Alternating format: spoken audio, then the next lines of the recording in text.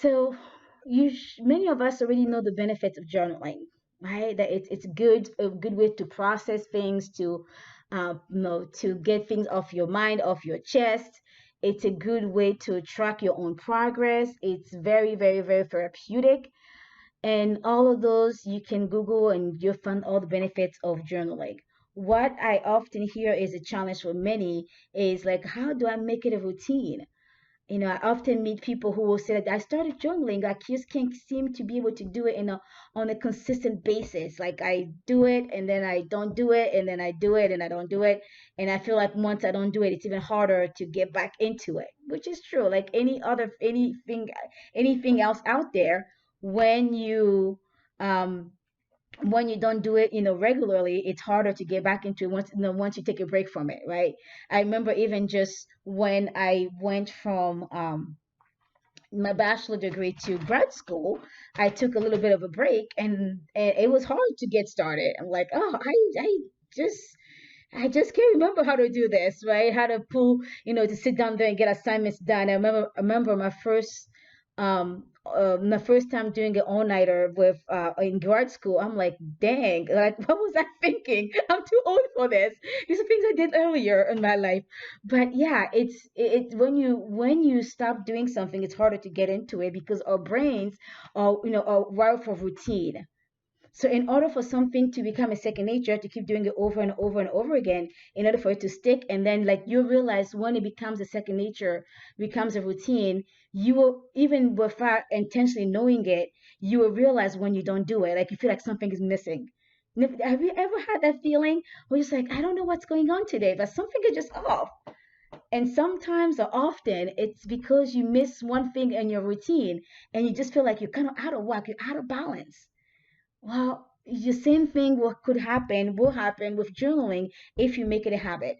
So if you really are sold on the benefits of journaling and you're just struggling to make it a routine, here are a few tips. Here are a few things that can help, that helps me, that helps others. So one, if you don't like to write, journaling is not all about writing. Nowadays, many of us, if not all of us, all have these cell phones, right? You can easily, and there's a lot of apps that you can, if you when we have an Android or an Apple product, you can go to your App Store or to your Google Store, Google app, and put in just journaling, and you're gonna get all these apps that come, and some are paid, some are free.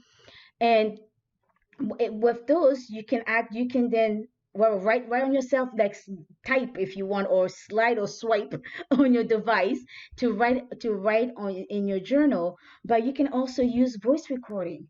If you don't like to write, you can literally just, even just from your phone, open a memo or a note. I'm literally doing as I'm speaking, a note on your phone and record an audio voice, so you can actually do audio journaling. And for people who don't like to write, like, I don't have time to write, it takes so much time. Doing it audio takes them less time.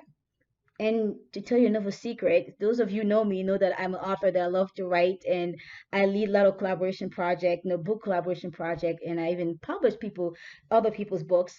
And I get a lot of my writing by speaking. I literally speak to text.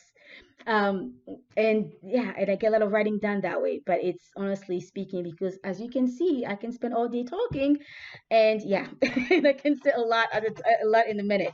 So that's one way. If you want to make it a routine, if it's easier for you to speak than to type or to write in your journal, then by all means use the audio recording option if you want on your device.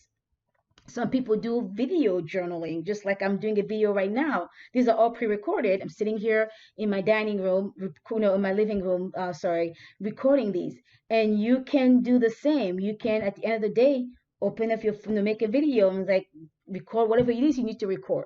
So there you go. That's two ways you can easily, if those ways are easier for you than writing, you can do the audio or the video. But also, even with that, no matter which form of journaling or which app or which resource or tool that you use to journal, in order to make it a routine, it's easier to pair it with something that you're already doing already every single day.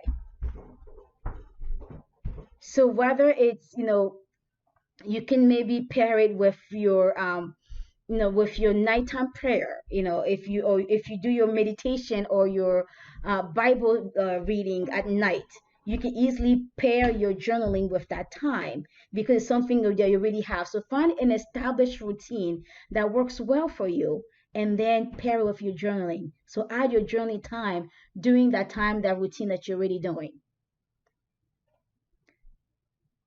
And sometimes if you say, well, I don't always sit there at night and doing my, reading my Bible, or sit there at night and do my prayer.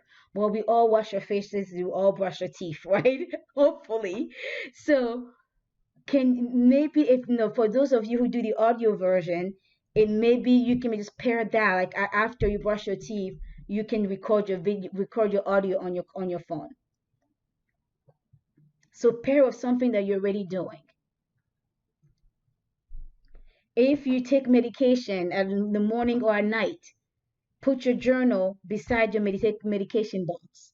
It becomes a way again of pairing it with something that you're already doing. That increase the likelihood of you doing it. And then also even doing a like setting up kind of a tracking sheet for yourself. Somewhere like if you do it, you're gonna make a check marks if you want on your calendar.